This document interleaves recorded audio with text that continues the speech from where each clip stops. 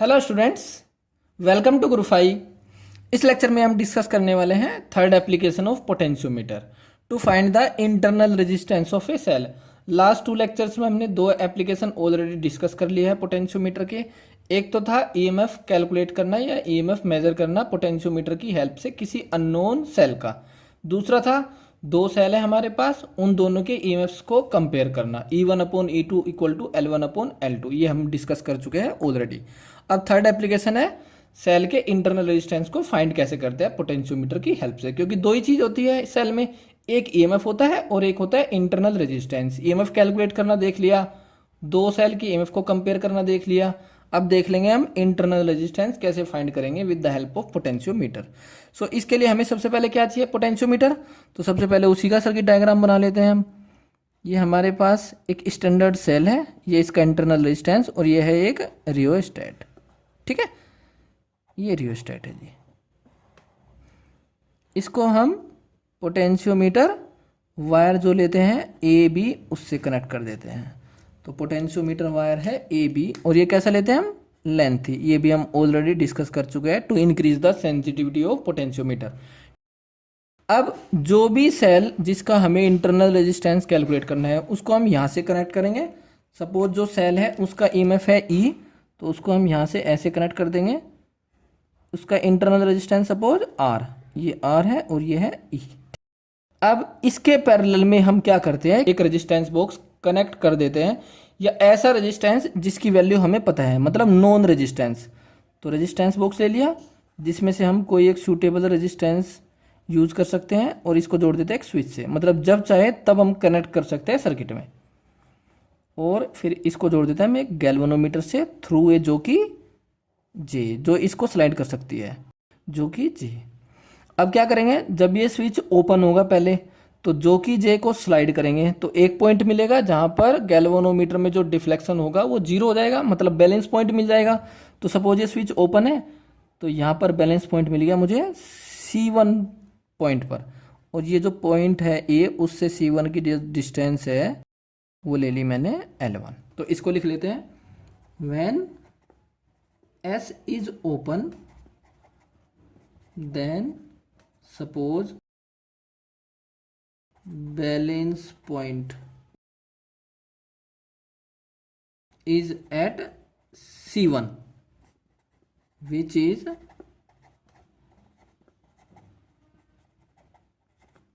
at distance L1 from terminal A। Okay, अब potentiometer का जो प्रिंसिपल होता है उसको अप्लाई करेंगे भाई। तो प्रिंसिपल क्या होता है, पोटेंशियल ग्रेडियंट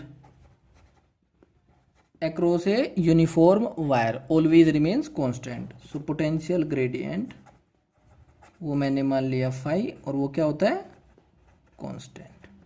ठीक है, सो इस केस में जो पोटेंशियल ग्रेडियंट होगा ए और C1 के बीच में potential difference per unit length. So potential difference कितना, VAC1 upon length L1 equal to 5। अब A से C1 के बीच में जो पोटेंशियल डिफरेंस होगा वो इस सेल के ईएमएफ के बराबर होगा भाई। ऐसा क्यों होगा, क्योंकि जब सेल ना डिस्चार्ज हो रहा हो, ना चार्ज हो रहा हो, ना शॉर्ट सर्किट हो, तो जो सेल के अक्रॉस पोटेंशियल डिफरेंस होता है वो उसके ईएमएफ के बराबर होता है। ये ईएमएफ की डेफिनेशन भी है, या ऐसे भी देख सकते हैं भाई, क्योंकि गैल्वेनोमीटर में करंट फ्लो नहीं कर रही, सो इसके इंटरनल रेजिस्टेंस में भी कोई करंट फ्लो नहीं कर रही। सो पोटेंशियल डिफरेंस केवल कितना बचा, ई। सो जो पोटेंशियल डिफरेंस यहाँ पे वही पोटेंशियल डिफरेंस यहाँ पर, क्योंकि एक दूसरे के पैरेलल में है ये। सो जो VAC1 है वो किसके बराबर हो जाएगा, E अपॉन L1। ये है पहला केस, और यही चीज हमने यूज की थी फर्स्ट एप्लीकेशन में to find the EMF of an unknown cell. अगर हमें पोटेंशियल ग्रेडियंट पता होगा तो L1 की वैल्यू हम मेजर कर लेंगे by using the experiment, practical करके। सो वैल्यू फाइंड हो जाएगी ईएमएफ की, फाई की मल्टीप्लाई करके। ठीक है, ये फर्स्ट एप्लीकेशन था। ठीक है, अब हमें क्या करना है, इस स्विच को ऑन करना है। तो सर्किट में ये रेजिस्टेंस बॉक्स आ जाएगा RB इस सर्किट में।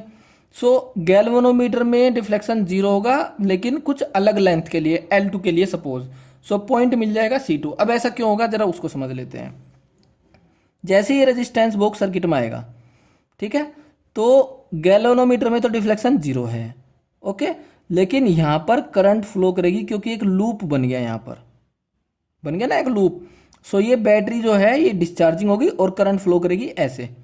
सो इस इंटरनल रेजिस्टेंस में करंट फ्लो करेगी। सो ये सेल जो है वो डिस्चार्जिंग हो जाएगा। सो पोटेंशियल डिफरेंस इस सेल के अक्रॉस इसके ईएमएफ से कम हो जाएगा। कम हो जाएगा तो जो लेंथ है वो भी कम हो जाएगी। बैलेंस पॉइंट थोड़ा सा इधर मिलेगा एक ही तरफ को। ओके, अब ये हम क्यों करते हैं भाई, ऐसा क्यों करते हैं वो भी तो समझना पड़ेगा ना। सो जो ये रेजिस्टेंस बॉक्स है ये इसलिए यूज करते हैं हम जिससे इस इंटरनल रेजिस्टेंस में करंट फ्लो कर जाए। अब ये करंट फ्लो क्यों करानी है, जब तक इस रेजिस्टेंस में जो इंटरनल रेजिस्टेंस है इसमें करंट फ्लो नहीं करेगी तब तक इसके अक्रॉस कोई पोटेंशियल डिफरेंस आएगा नहीं, पोटेंशियल ड्रॉप होगा नहीं, तो ये कैलकुलेशन में आएगा ही नहीं। जब तक कैलकुलेशन में नहीं आएगा तो कैलकुलेट कैसे करेंगे, ठीक है। तो कैलकुलेट करने के लिए इसमें करंट फ्लो करनी चाहिए, करंट फ्लो करेगी तभी इसके अक्रॉस पोटेंशियल डिफरेंस होगा, तभी ये कैलकुलेशन में आएगा, तभी फॉर्मूला बनेगा, ठीक है। तो इसीलिए हम इसके पैरेलल में एक रेजिस्टेंस बॉक्स कनेक्ट कर देते हैं। अब इस सर्किट को दोबारा बना लेते हैं भाई, देखे जरा कैसे है। ये सेल स्टैंडर्ड सेल, ये इसका इंटरनल रेजिस्टेंस, ये रियोस्टेट, ठीक है ऐसे। ये ए टर्मिनल और ये बी टर्मिनल। अब ए और बी के बीच में क्या है, ये पोटेंशियोमीटर वायर, ठीक है। इसको इधर दिखा देता हूँ जिससे आप लोग को समझने में आसानी रहे। तो इसके बाद क्या करना है, ये सेल जोड़ना है और ये जो रेजिस्टेंस बॉक्स है इसको सर्किट में हम कनेक्ट कर देंगे by switching on the switch S. तो ये हमने ऑन कर दिया, जोड़ दिया इसको। तो अब जो गैल्वेनोमीटर में रीडिंग है वो 0 तो होगी लेकिन किसी और लेंथ पर, और वो लेंथ कौन सी हो जाएगी, L2। ये पॉइंट हो जाएगा C2 और ये लेंथ हो जाएगी L2, ठीक है जी, इस तरह से हो जाएगी। सो ये L2 है लेंथ, ओके, ये EMF E और ये इंटरनल रेजिस्टेंस R। अब जरा इसको देख लेते हैं। पोटेंशियल ग्रेडियंट फिर से कैलकुलेट करना है क्योंकि फाई क्या है, पोटेंशियल ग्रेडियंट। अब ये पोटेंशियल ग्रेडियंट किसके बराबर, VAC2 upon L2, VAC2 upon L2। सो अब VAC2 कैलकुलेट करना है।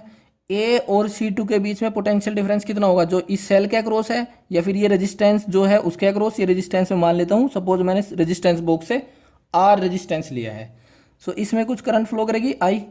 यहाँ पर तो 0 है भाई करंट, लेकिन ये तो लूप बन गया ना एक। सो इसमें करंट ऐसे फ्लो करती रहेगी, उससे कोई कनेक्शन ही नहीं है इसका। सो करंट ऐसे फ्लो करेगी। सो जो ये करंट होगी वो किसके बराबर होगी, टोटल वोल्टेज इस सर्किट में E और total resistance R plus R। सो जो VAC2 है उसको हम दो तरीके से कैलकुलेट कर सकते हैं, ठीक है। या तो सेल के अक्रॉस ले लो या फिर जो ये रेजिस्टेंस है वो ले लो, पोटेंशियल डिफरेंस। सो ये तो IR ले सकते हैं हम, या फिर इस सेल के अक्रॉस, सेल है डिस्चार्जिंग तो E माइनस IR, जो आपका मन करे उससे कर लो। दोनों से करके दिखा देता हूँ मैं। यहाँ से I किसके इक्वल है, E upon R plus R, तो इसको लिख लेंगे E upon R plus R into R। यह तो सीधा सीधा ये यहाँ से करके देख लो, E माइनस I की value E upon R plus R into R।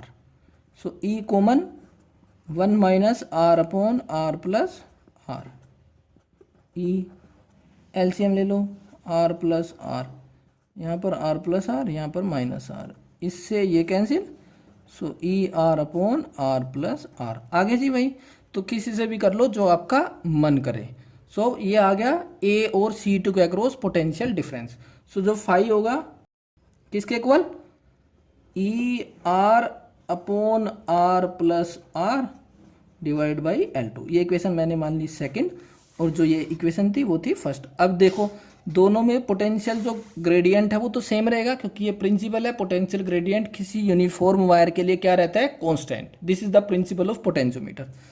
So by equations first and two, phi की वैल्यू क्या रहेगी, सेम, तो रख दो जी।